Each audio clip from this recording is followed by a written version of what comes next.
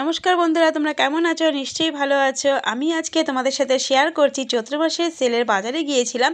ভীষণ ভিড়, দেখতেই পাচ্ছ। ঠেলাঠেলি করে ঢুকেছি আমি আর রাহিল। দুপাশে লোকে লোকে অরণ্য। বিভিন্ন রকমের জিনিস উঠেছে। আর চৈত্র মাসে সবাই একটু পয়লা বৈশাখের জন্য কেনাকাটা করেই থাকে। তা আমাদের সেরকম এবছর হয়নি কেনাকাটা, যেহেতু আমাদের অসুখ রয়েছে তাই খুব একটা কেনাকাটা হয়নি। তা টুকটাক কেনাকাটা ছিল, সেই জন্যই গিয়েছিলাম। গিয়ে কি অবস্থা দেখতেই পাচ্ছেন, মানে কোনো চান্স পাচ্ছি না কিছু দেখার, এত ভিড়। যখন যেখানে একটু ফাঁকা পাচ্ছি সেখানে ঢুকেই কেনার চেষ্টা করছিলাম। এদিকে আমার দিদি আর দিদির ছেলেও কিছুক্ষণ বাদে আমাদের সাথে জয়েন করেছে। সেলের বাজার করতে করতেই দেখছিলাম, যেহেতু চৈত্র মাস, অনেকেই সন্ন্যাস নিয়েছে, তারা এখান দিয়ে যাচ্ছে, মানে না ঢাক ঢোল বাজিয়ে যাচ্ছিল, খুব ভালো লাগছিল দেখে।